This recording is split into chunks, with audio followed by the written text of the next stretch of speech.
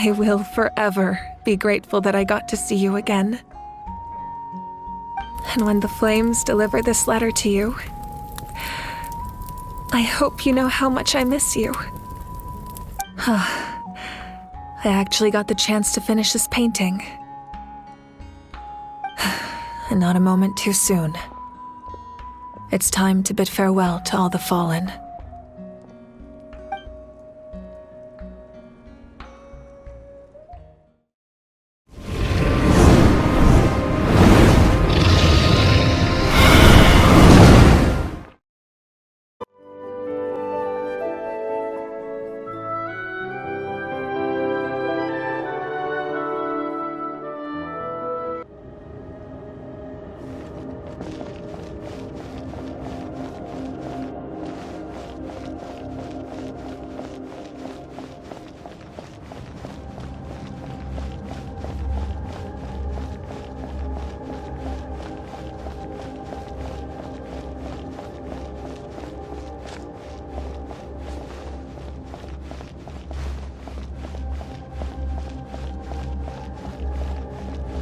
Look! It's Mavuika!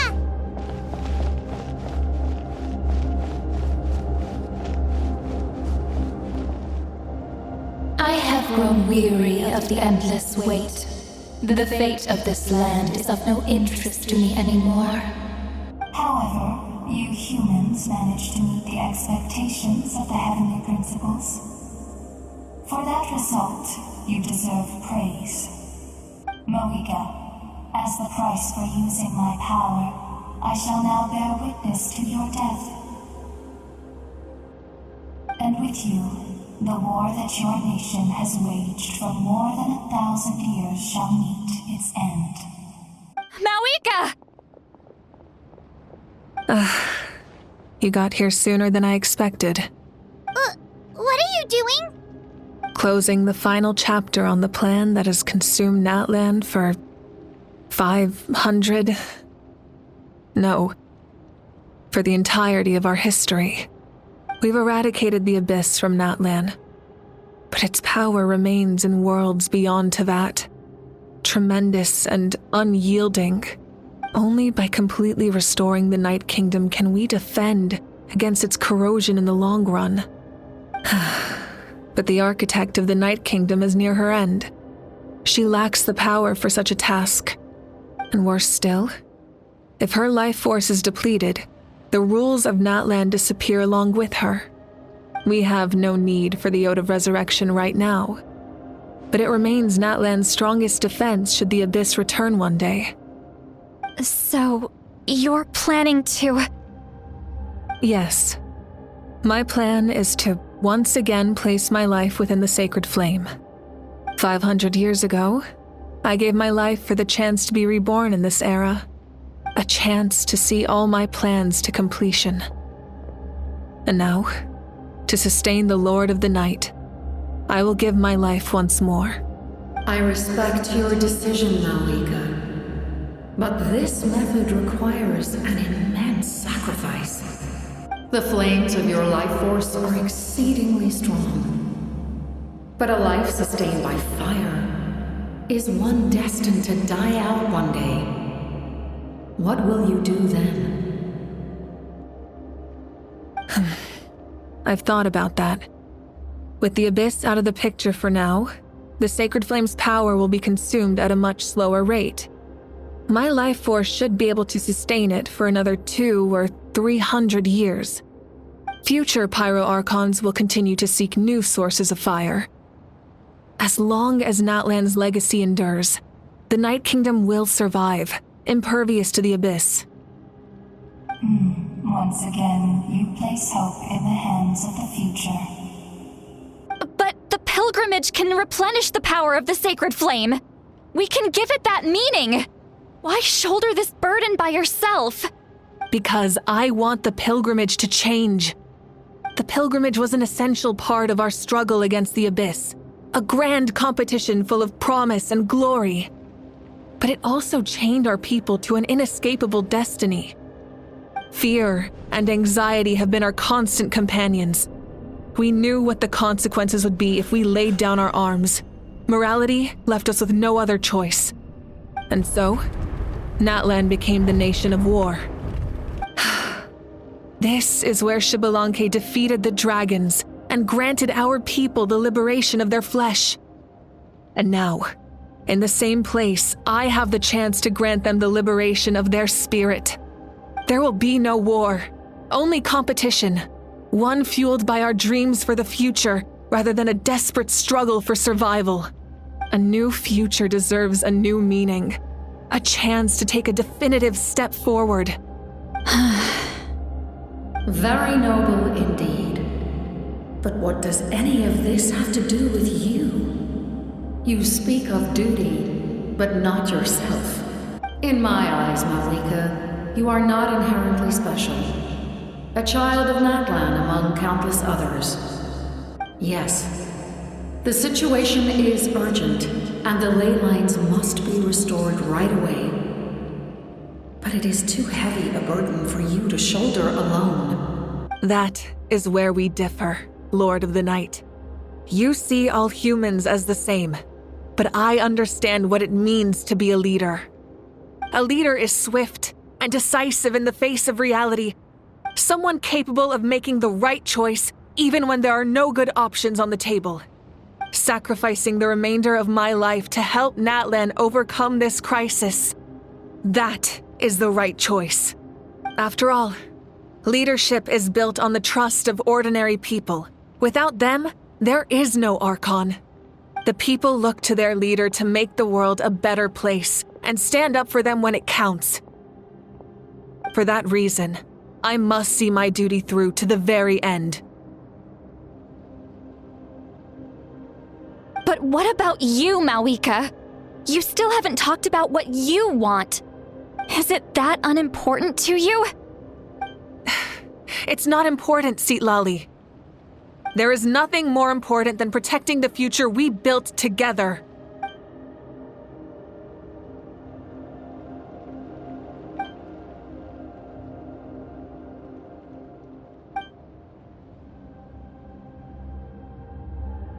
I shall accept Mavuika's sacrifice for the Lord of the Night as her death, and I will bear witness to the very end.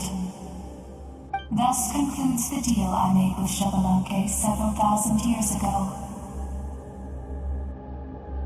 Lord of the Night, you may now begin.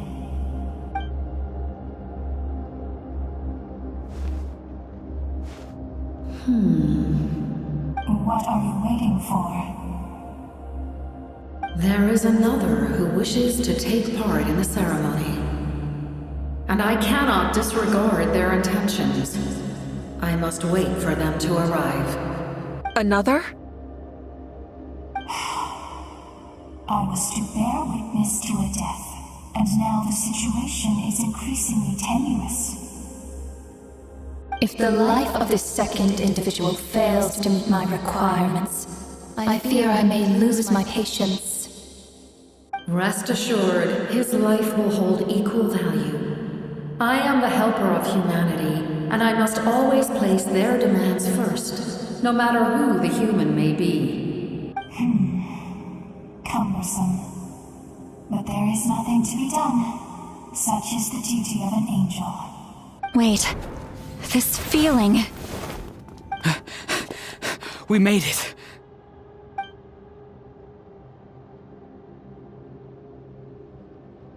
Thank you for showing me the way. The captain? The other individual you mentioned. It was him? Indeed. Like you, he carries many lofty ideals. Mavuika, I understand how you feel, and if I were an ordinary mortal, I would have no reason to stop you. But like you, I've been waiting for this day for too long, and I can offer a better solution. You created this new future, and you deserve to guide its direction. Your life should not end here. But death is the end I have been trying to reach all along. I have come this far to use my death to open the gates of the ley lines to my people. Your people? That's right. They have been with me for the past 500 years. But how? Carrying that many souls within you? There's no way you could keep your consciousness intact. Besides, you weren't affected by the source mechanism like I was. Do you still remember the voice that you heard? It came from my heart. With the help of technology from Khaenri'ah, my heart was modified to convert memories and souls from the ley lines into knowledge. As a result, I became extremely sensitive to souls and developed the ability to sense their presence, much like yourself. After encountering countless lost souls during the disaster 500 years ago, I forsook the capacity for knowledge granted by the modification and used my heart as a vessel instead. The lives of my comrades, as well as many Natlanese, have been stored here ever since. And you want to send them home? Yes. The ley lines will not accept them. But by merging my existence with the Lord of the Night, I can become master of the ley lines and change the rules entirely. He expressed this to me, and I agreed. The captain envisions a kinder and fairer set of rules for humanity. In addition, he aims to challenge the authority of the ruler of death. In a word, his goal is revenge. Revenge? After all, it's because of her that I bear the curse of immortality, the curse of absolute life. I now understand that which you seek. Then, bear witness to my resolve and hatred. The people of Khaenri'ah committed grave sins, and for that, we were cursed to suffer endless physical torment, cursed to witness the demise of everything we held dear. But most of us were innocent. Most of us knew nothing of the Five Sinners' exploitation of abyssal power, myself included. If I sacrifice my life for the Lord of the Night, you get the death you desire. But at the same time, the curse of immortality would negate the very death you seek. Left unresolved, that paradox could uproot the natural order of this world. Even you, great ruler of death, lack the capacity to bear the consequences of that outcome. Your curse is now the tool with which I will overturn the oppression of the gods. This is my challenge to you. Forsake one of your rules. The choice is yours. Your new heart has limitless potential, and you have wielded it with bravery and honor. I grant you the title of Sentinel Knight. Like the four pillars of strength, you will continue to safeguard the glory of Khaenri'ah. The glory of Khaenri'ah. Our land, our dignity, and every comrade who fights alongside us. The Night Kingdom is almost destroyed. Our fallen soldiers, your comrades, they have nowhere to go. Huh? What are you doing? Are you taking all their souls with you? You're just an ordinary person. You can't bear that kind of burden. No hero should have to wander alone.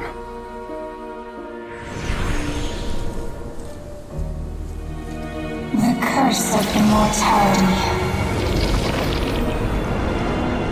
Using immortality to fight death. Using my rules against me. Make your choice. Reject your rules. Or allow me to trigger the paradox. The curse of immortality must stand. Use it to fulfill your final wish.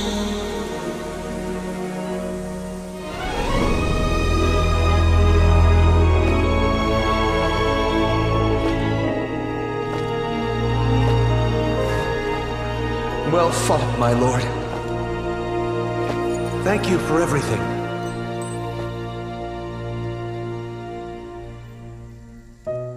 This time, let's go together. Yes. Let's go together.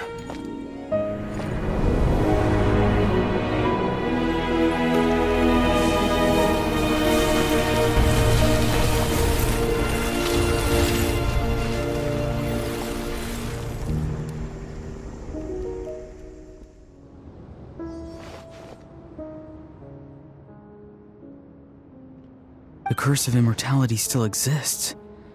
Does that mean the captain will never move from this place? Lord of the Night, is the captain still with us? There is no need to pursue traces of him. For those cursed with immortality, release from the mortal coil is the greatest form of peace. Even so, please pass on my gratitude. His long journey has finally come to a close. I suppose this is a happy ending for him. I cannot imagine how much pain he endured over the past 500 years, or how much strength it took to never stray from his goal. There's something I've been trying to figure out. I don't think I ever saw him sleep. I tried to ask him about it on the way here, but he didn't answer. Just like always, he never talks about himself. It's probably due to the voices. When souls merge in a single being, their voices echo endlessly through the mind. Souls that retain memories of their death often scream and wail in despair. Considering the number of souls inside him, that effect would be even greater. So, over the past 500 years, he didn't sleep? At all? Without experiencing the curse of immortality, we will never truly know his agony. But I can see why his hatred for the ruler of death was so strong. In the end, he used that immortality to his advantage, and granted the Lord of the Night eternal life by fusing his existence with hers. Well fought, Captain. You may wonder why the Night Kingdom, a land of souls, was unable to accept the souls adrift on the surface. The reason lies in the Heavenly Principle's modifications to the ley lines. The original purpose was to help counter the Abyss, and so their stability was paramount. But at one point in time, Natlan's ley lines were decimated. Even after reconstruction, the rules needed for the Ode of Resurrection made it impossible to reconnect the ley lines to other nations. That unique quality is precisely what drew the captain to Natlan. Did he try the same thing in other nations? Yes, but all those attempts ended in failure. He fought to save Natlan not only to defeat the Abyss, but because this is the only land where the souls within him could find salvation. We met not long ago to talk about that very possibility, and I confirmed the feasibility of his plan. I, too, recognize the need to change the rules of the ley lines. Not only for the souls that wander this land, but for the outlanders that may perish here in the future. In the eyes of the Heavenly Principles, that kind of change is extremely risky, if not impermissible. But, as an angel, I have a duty to serve humanity. Such is my mandate. Thank you for everything. Lali, when I gave you the Pilgrim's Chronicle, I said something rather pessimistic to you. Do you remember? How many years of life are enough? 10? 100? I thought it made no difference. But now, I have the chance to live forever. I am immensely grateful to humanity for this gift, and I am deeply sorry I thought so little of it in the past. You don't need to thank us. You bear a heavy responsibility. Heavy? No. That responsibility is the purpose of my existence. Farewell, humans. Creators of miracles. A new era awaits you. Looks like she returned to the Night Kingdom. So, this was the captain's goal all along. He fought to the end for all those souls and challenged the rules of the world in the process. He was an outstanding warrior. He took on a burden that was meant for me and even brought about a better outcome. It would seem I lost this duel. He was right. Natlan needs a leader to guide its future. If not a successor, then that responsibility will continue to be mine to bear. But for now, let us pay our final respects to this fallen hero.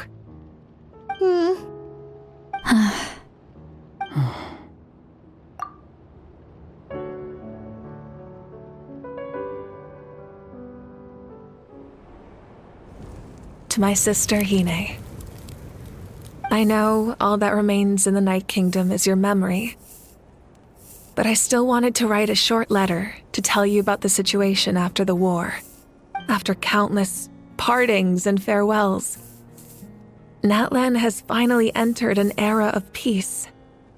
The pilgrimage is still a popular tournament, but now its only purpose is to showcase the thrill of competition, rather than select warriors for war.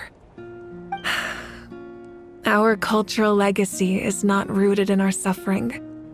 In this era of peace, Natlan's fire will burn brighter than ever. With the restoration of the Night Kingdom, our people are now free to leave our borders, and many have set their sights on the wonders of Tibet. I'm sure many exciting and eye-opening adventures await them. And although our battle scars will fade, the stories of our heroes will never be forgotten. When a new you returns to this land one day, I know you'll recognize the significance of this war and all we lost. The land we love has not been destroyed, but grows stronger by the day. I will forever be grateful that I got to see you again. And when the flames deliver this letter to you, I hope you know how much I miss you. I actually got the chance to finish this painting. And not a moment too soon. It's time to bid farewell to all the fallen.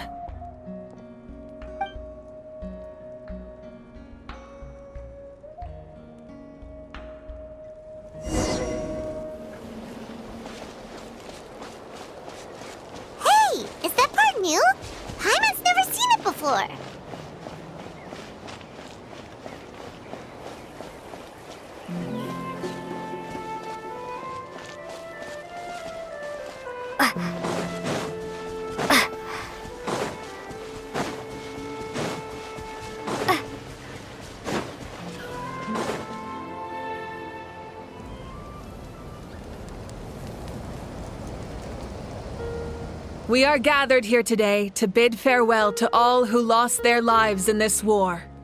This struggle has caused us profound pain and brought us face to face with loneliness and loss. But through it all, our bravery and resolve never wavered, and we never lost sight of victory. Even the tiniest of sparks can unite to become a blazing fire. They lit our way forward and showed us the path to victory. When our homeland is revived and life blooms again, they will return to us with the first rain of spring. It is just as our poem describes. We are the inheritors of memory and legend. Those who grew alongside sun and wind. Those who forged our own destiny and future. That is Natlan's fire, the lifeblood of our nation. The Fallen are never truly lost to us. We will be reunited one day. And as we create new legends and write new poems in honor of our beloved homeland, they will always be with us. Their deeds immortalized in our memory, and their names immortalized in stone. This epic will be remembered in the actions of every valiant warrior and brave Saurian, all equally important and indispensable. I would also like to take the time to recognize a Fatui Harbinger, who sacrificed his life for our cause. He was a warrior from Conria, who helped defend our nation 500 years ago. A man who used his own heart as refuge for the souls of the fallen. For the chance to offer them a final resting place, he chose to fight with us once again. In the end, he fulfilled his wish and returned the souls to the ley lines. By turning his curse into a weapon, he defeated his fated foe and protected me in the process. We have had our differences in the past, and I cannot say his character is representative of all in his organization. But on this occasion, we honor him as one of our own.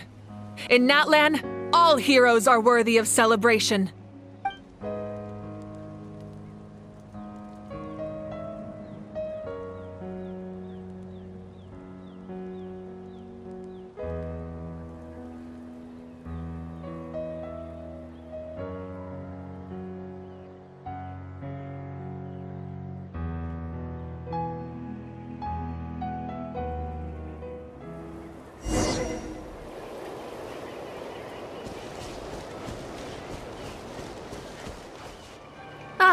Our hero's here.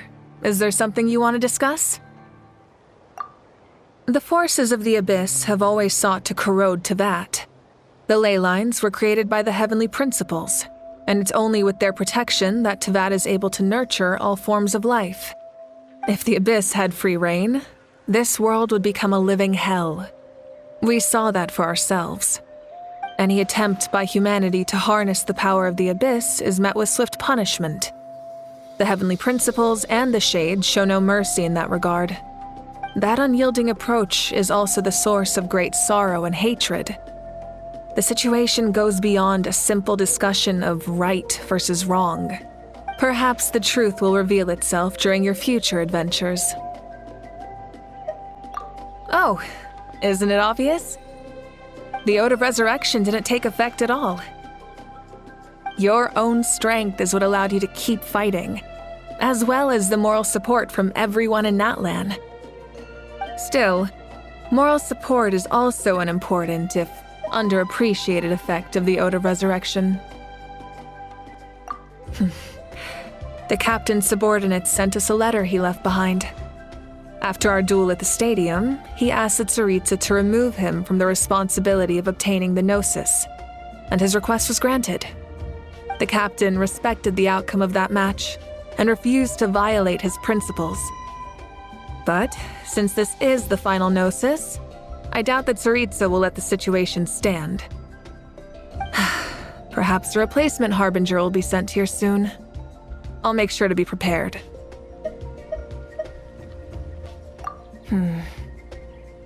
A direct conflict with the Fatui is unavoidable the moment you step foot in Snezhnaya. So make sure you're ready for any scenario. On a related note, I've acquired some new intel about the fragment that suddenly appeared in the sky. Such fragments are known as Ancient Moon's remnants, relics of secret source technology from the era of the ancient dragons. Coincidentally, a small squad of Fatui infiltrated our borders around the same time it appeared. Our investigation revealed them to be the subordinates of the Doctor. Their stronghold is in Nod Krai, a land with a long history not far from Snezhnaya. The people there can use a very special power. It's said that this mysterious power predates even the 7 elements of Teyvat. Ancient Moon's remnants, the Doctor, a mysterious power. The project that connects all 3 must be ambitious indeed.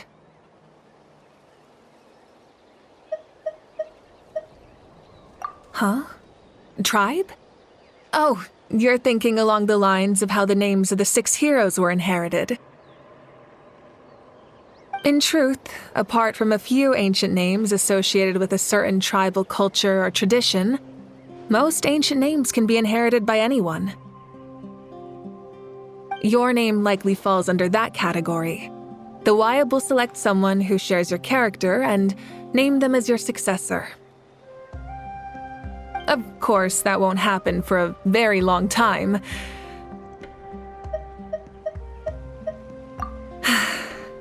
The long journey of the Pyro Archon has now come to an end. Together, we overcame darkness and death to accomplish something truly remarkable.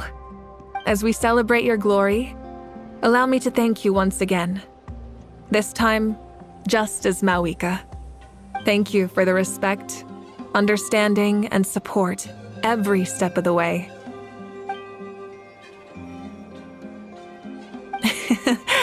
An honor we share. You can keep chatting with your friends nearby. I think I'll stay here for now and watch over them.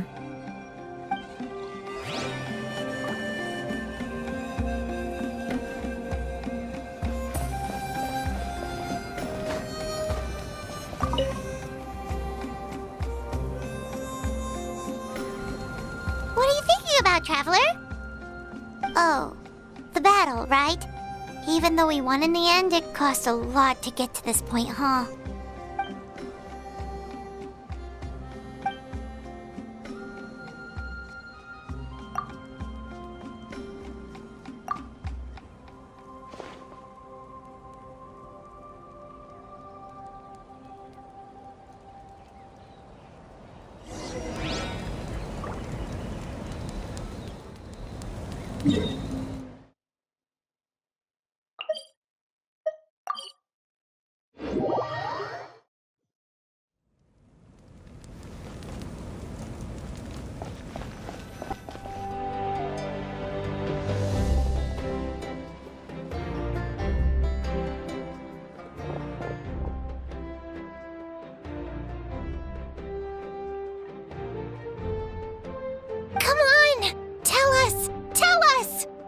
Well, you kids don't miss a beat, do you?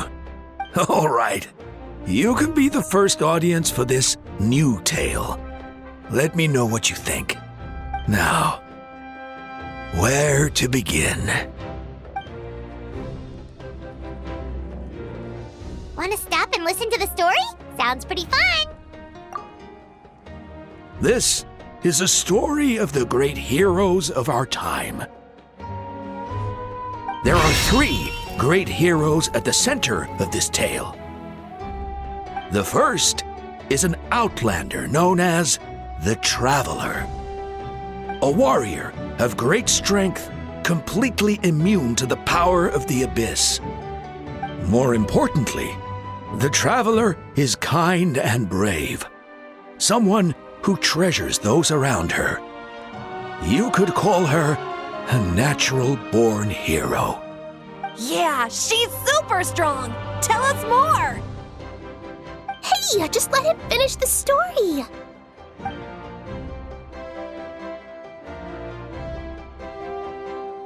The man telling the story keeps looking this way, Traveler. Paimon thinks he recognizes you. The second hero is also an outlander. Many years ago, he forged a connection with this land and used his body as a vessel for the souls of his fallen comrades. His goal was to give them a home and, with that, a chance to be reborn into this world. The third hero is none other than our current Archon, Mavuika. Not only is she a powerful and respected figure, but she also commands the power of the Ode of Resurrection, which can bring people back from the dead. With the support of 6 heroes from 500 years ago, she united Natlan against a dangerous foe. Now, this story truly begins with the arrival of the Traveler in Natlan.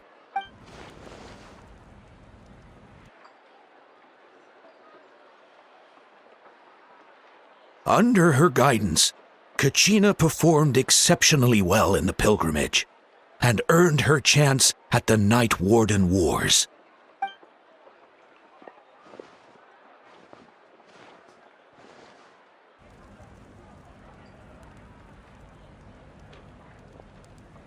Suddenly, the sky turned dark. The sacred flame went out, and Gasoithoth appeared.